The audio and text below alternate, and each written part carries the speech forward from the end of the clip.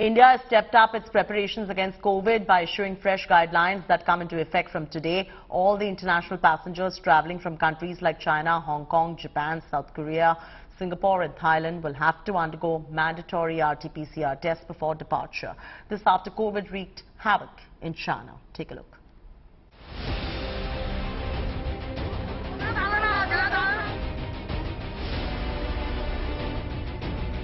While the world welcomed New Year 2023 under the shadow of rising COVID cases, India stepped up its fight. Amid an uptick in COVID cases in China and East Asian countries, India made the RT-PCR test mandatory for passengers coming in from 6 countries.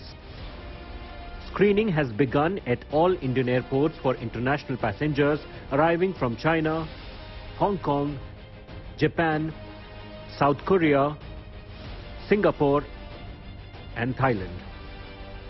Remember, this has been provision, but it was taken away, it was done away when there was almost relaxation everywhere. We have seen COVID cases almost, going to end. But yet again, we see the kind of surge in another several countries. The government has ensured all the passengers, those are coming from 6 countries, they have to upload their RT-PCR negative test on the Air Suvidha portal. Passengers from these countries will have to undergo mandatory RT-PCR tests before departure and upload their report on Air Suvidha portal.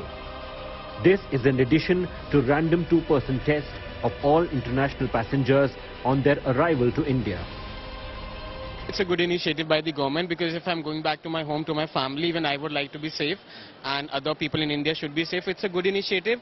The only problem is if you're making it compulsory, you should give a list of centers where RT-PCR can be done easily in Bangkok or other countries as well, because it took us like nearly half a day to find a particular center where RT-PCR cannot be done.